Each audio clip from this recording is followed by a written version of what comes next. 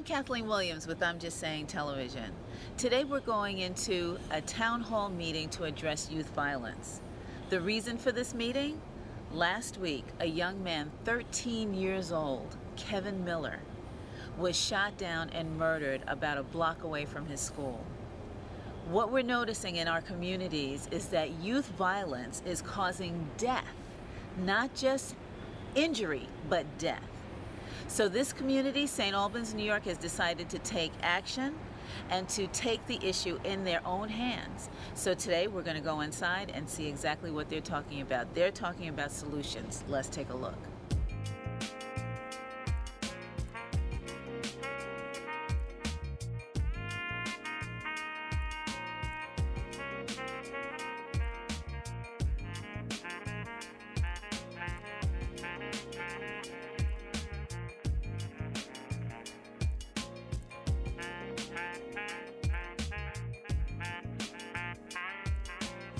And pretty much, if there's something on your heart that you want to share, then we'd like to hear it.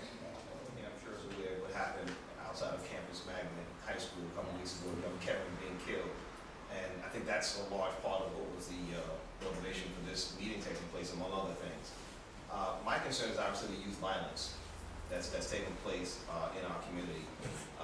On any given day, one school lets out, on any major street that's near a school, it's like urban warfare with teenagers fighting, girls and boys. I mean, it's both. Sometimes the girls are going harder than the boys. I mean, just fighting, hands, knives, whatever. A lot of this violence is gang related.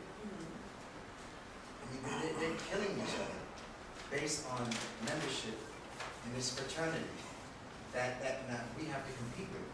Now the question is, how do we compete with this type of influence that's all over the country, where they're recruiting our youth and making them feel part of a family that survives and thrives on violence and The problem with education, our schools are not teaching these kids.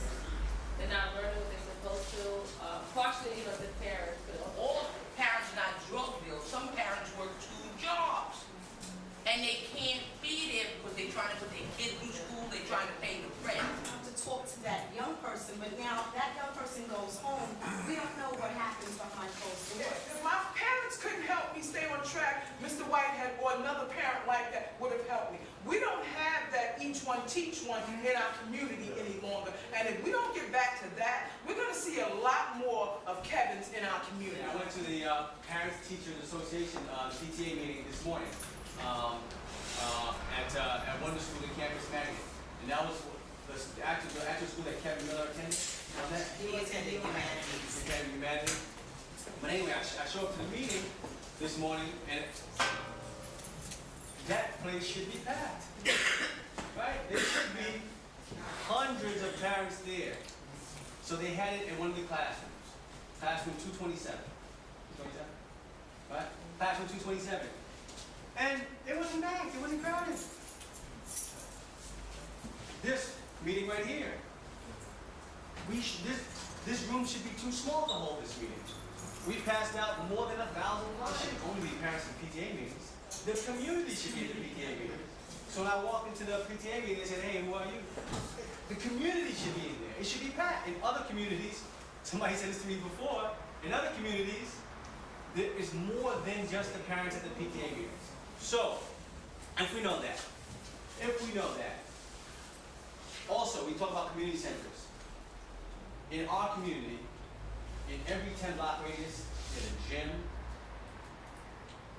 there are classrooms, there are centers, the schools.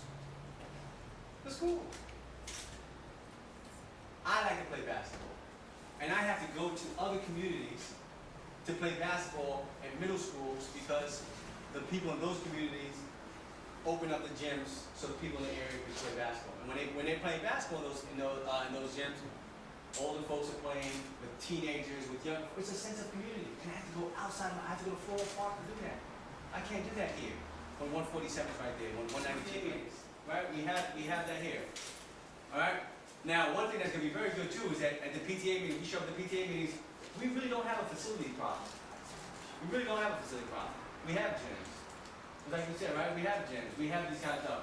But part of the problem is this: how can we expect our children to show up?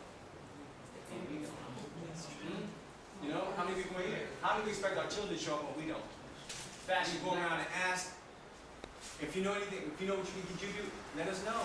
Whether it's facility, whether it's time, whether it's a skill, let us know, and we'll put together, we'll work on how we address this stuff. I really want to have some location. You can utilize my church basement. We have some classrooms. Time, whatever knowledge I have. I know from my time, and I like history and poetry. I would like the kids to like be that tap into that creative side. Spaces I can help to make available. I also run the Little League. 13.